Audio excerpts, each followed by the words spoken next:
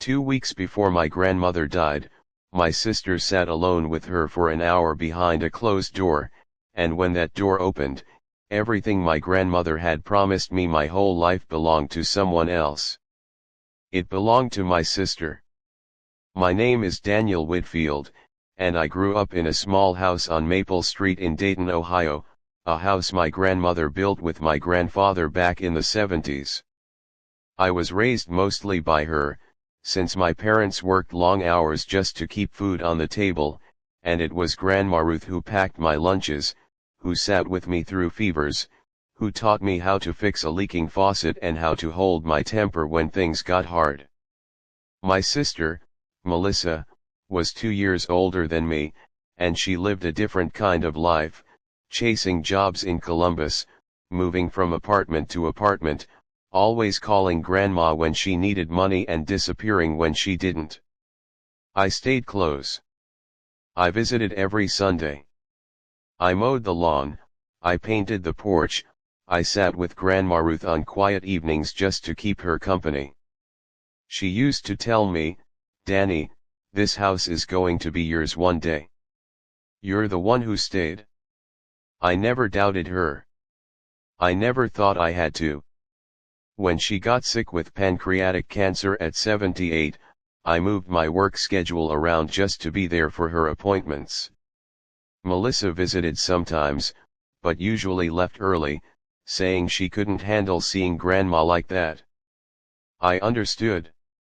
Grief hits people differently. What I didn't understand was what was happening behind my back while I was busy holding my grandmother's hand. It started small.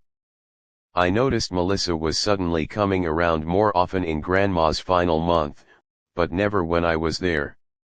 She'd time her visits carefully, always right after I left for work. Our Aunt Carol mentioned it first. "She was here again yesterday," Carol said to me on the phone, sounding uneasy. "Just the two of them. Door closed the whole time." I didn't think much of it at first.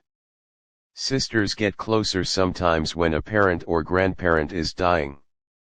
But then Grandma started saying strange things. One evening she looked at me and said, "You'll always take care of things, won't you, Danny, even if life isn't fair?" I asked her what she meant, and she just patted my hand and said, "Never mind, sweetheart."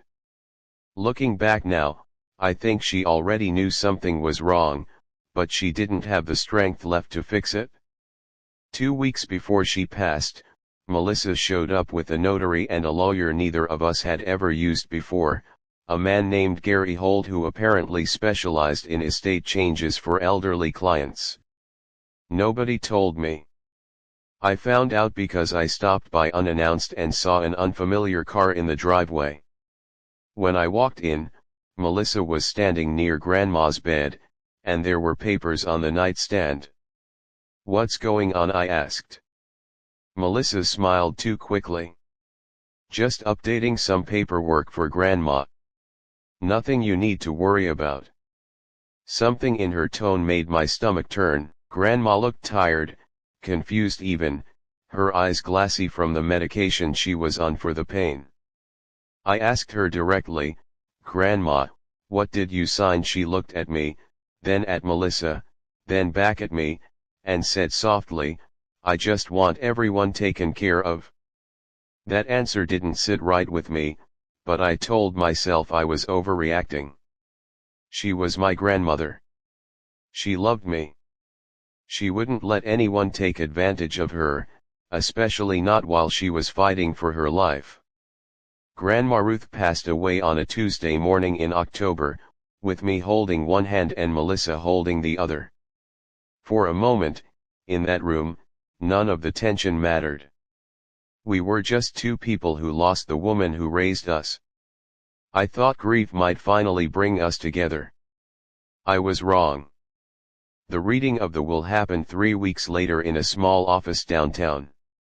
Gary Holt sat across from us with a folder in his hands, and I remember feeling calm, almost naive, still trusting that whatever was in that folder reflected what Grandma always told me.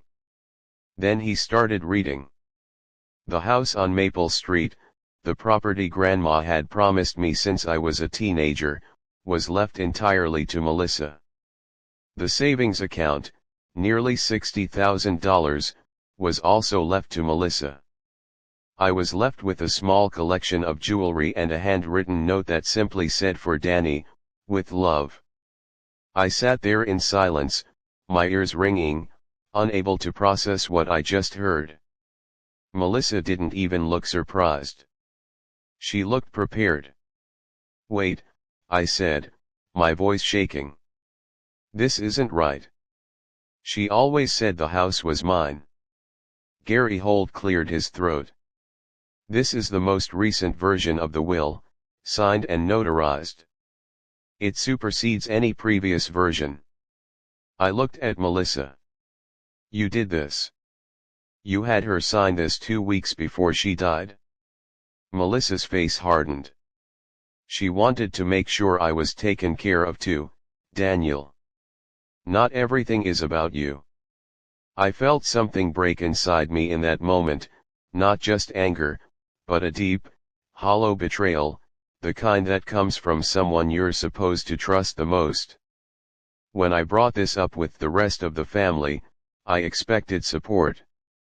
Instead, I got exhausted sighs and half-hearted excuses.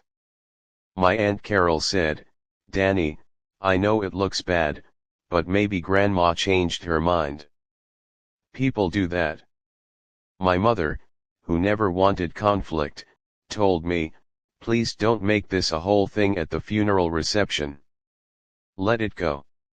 Even distant cousins who barely visited Grandma in her final years suddenly had opinions about how I should respect her final wishes, as if those wishes hadn't been rewritten under suspicious circumstances while she was drugged on pain medication and dying. Nobody wanted to ask the hard questions. Nobody wanted to consider that Melissa might have manipulated a dying woman during her most vulnerable moment. It was easier to blame me for causing drama than to hold my sister accountable. I fell into a deep, quiet kind of depression during those weeks. I kept replaying every conversation, every warning sign I missed. I thought about Grandma's strange comment, "You'll always take care of things, won't you, Danny?" Even if life isn't fair, I realized now she was trying to warn me, maybe even apologize in advance, without having the strength to fight back against whatever pressure Melissa put on her. I stopped answering calls from family members who kept telling me to move on for the sake of peace. I started drinking more than I should have some nights, sitting alone in my apartment, staring at old photos of Grandma teaching me how to change a tire in that driveway I now might lose forever. I felt like I had lost her twice, once to death, and once to betrayal. The turning point came on a rainy night when I found an old shoebox in my closet, filled with letters Grandma used to send me when I was away at college. In one letter, dated years earlier, she wrote about the house, saying clearly in her own handwriting that it was meant for me because I was the one who never left her side. That letter alone wouldn't hold up in court, but it reminded me of something important. I wasn't crazy. I hadn't imagined our relationship. And I wasn't going to let fear of family conflict stop me from finding out the truth. I decided that night to stop asking for sympathy and start asking for answers. I hired an attorney of my own, a woman named Patricia Nguyen, who specialized in elder law and contested wills. I gave her everything, the timeline of visits, Aunt Carol's account of the secretive meetings, the medical records showing Grandma's medication levels during the week the will was signed, and the notes from her doctor questioning her mental clarity in her final month. Patricia Nguyen filed a formal challenge to the will based on undue influence and lack of testamentary capacity. It wasn't fast or easy. Melissa hired her own lawyer and accused me of being bitter and money hungry, spreading that story to anyone in the family who would listen. But this time, I didn't stay silent. I asked Aunt Carol directly, "Will you tell the truth about what you saw?" She hesitated for a long moment, then finally said, "Yes. I should have said something sooner." Her testimony about the secretive visits, combined with the medical documentation showing Grandma was on high doses of opioids and sedatives during the exact days the new will was signed, painted a picture the court couldn't ignore. Gary Holt himself was eventually questioned about why he handled the paperwork so quickly without any independent witnesses present, and it turned out he had a prior professional complaint for rushing elderly clients through document changes. After nearly 8 months of legal proceedings, the court ruled that the most recent will was invalid due to insufficient evidence of my grandmother's mental capacity and clear signs of undue influence from my sister. The previous will, the one drafted 3 years earlier when Grandma was healthy and clear-minded, was reinstated. That version left the house to me and split the savings evenly between Melissa and me. I didn't fight to take everything from her. I only fought for what was true, what Grandma actually wanted before anyone pressured her. Melissa didn't speak to me for a long time after that. Some family members still believe I tore the family apart over money, but I know the truth, and more importantly, I know Grandma's truth. I moved back into the house on Maple Street, and some nights I still sit on that porch I used to paint with her, remembering her voice. Standing in that kitchen where she taught me to cook, I finally understood that fighting for the truth wasn't about greed. It was about honoring the only person who never once made me doubt that I mattered. Grandma once told me love shows up in who stays, not who talks the loudest, and in the end, staying is exactly what saved her memory from being rewritten by someone else's greed.